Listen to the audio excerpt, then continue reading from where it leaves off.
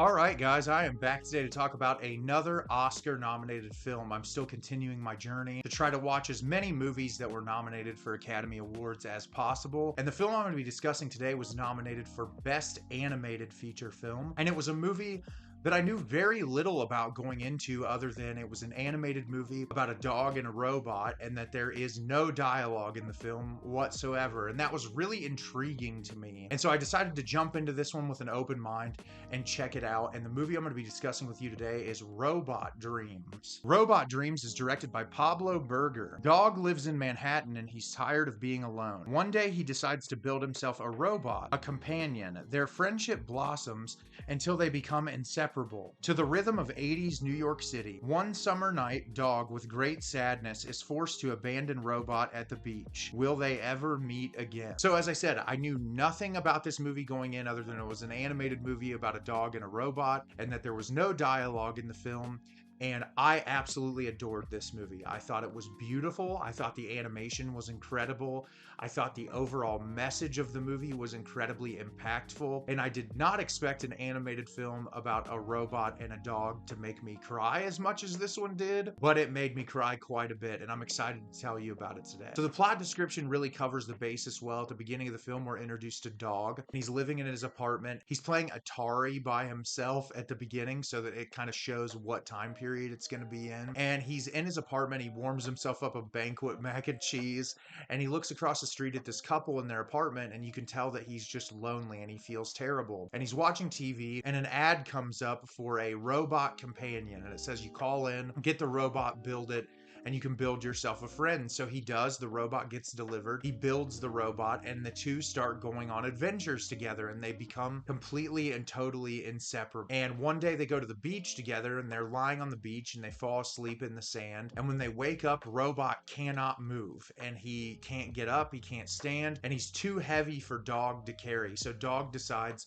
to go back home and get his tools to try to take him apart or do something to be able to get him back home. When he comes back to the beach the next day to get Robot, the beach is completely fenced off and it's closed for the season. And it says it will not open for an entire year. And so the entire film is Robot is stuck on the beach, and Dog is trying to do everything he possibly can to get his friend back while also trying to live his life simultaneously. So as I said, I thought this movie was fantastic. I did not know what to expect, but every expectation I could have had was exceeded. For starters, I loved the animation in this movie. It looks very simple on the surface, but there is so much attention to detail in the animation. There are so many incredible sequences in this movie where the animation just catches your eye in a way that is so impressive and really brings this 1980s interpretation of New York City to life. And the attention to detail about it being in the 80s is incredible.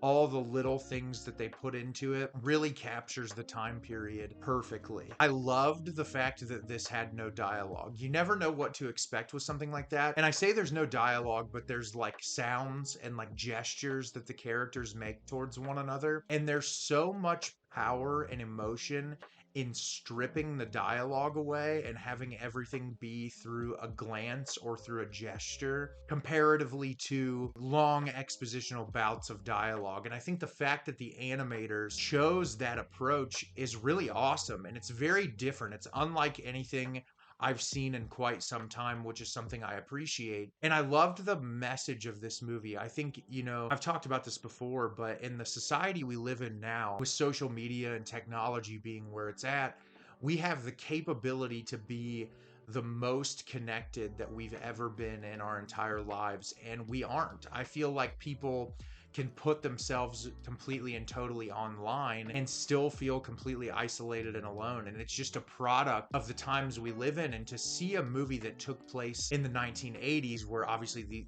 this is an animal character, so they're not real people, but to be able to perfectly capture that feeling of loneliness and just yearning for some form of a relationship. It was so beautifully handled, and I was so impressed with the moments that were constructed in this film to really make you feel for Dog and for Robot. And it's funny because there are a lot of reviews on Letterboxd that I read about comparing this movie to Past Lives, which in a way it's very similar. It's two people living their lives separately after having this close bond and wondering if they'll ever get back together again. And at the end, I was just like, it's crazy how many similarities there are in those movies. Obviously, they're vastly different in their presentation and the way that they are delivering that information. But I think this movie really does a great job at pulling at your heartstrings emotionally. I also love the use of music. Really, the only dialogue you hear in the movie is the song lyrics,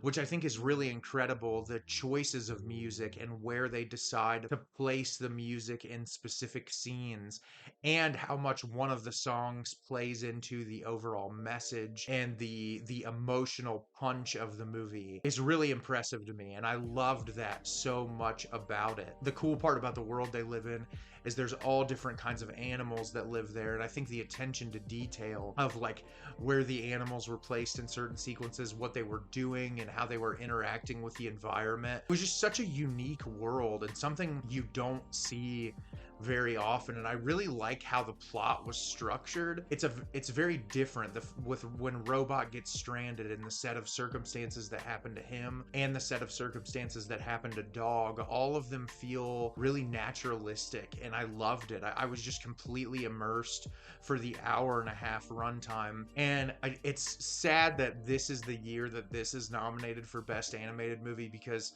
against Across the Spider-Verse and The Boy and the Heron, it has absolutely no chance. But I do hope that the Oscars are able to shine some light on this movie, because it's a gem. It's beautiful and people need to watch it. And I think if you get the opportunity to check this movie out, you 100% should, because it is amazing. So have you seen Robot Dreams? Did you love it? Did you hate it? Leave me a comment down below and let me know what you thought. I thought this movie was amazing. I loved it. It made me smile. It made me cry. It just gave me a multitude of emotions, and I'm already ready to watch it again. As always, if you can like the video and subscribe to the channel, helps me out a lot and lets me know the type of content you're looking for. Always putting out new material, and look forward to getting more out for you in the near future. And as always, everyone, thank you so much for watching, and have a great rest of your day.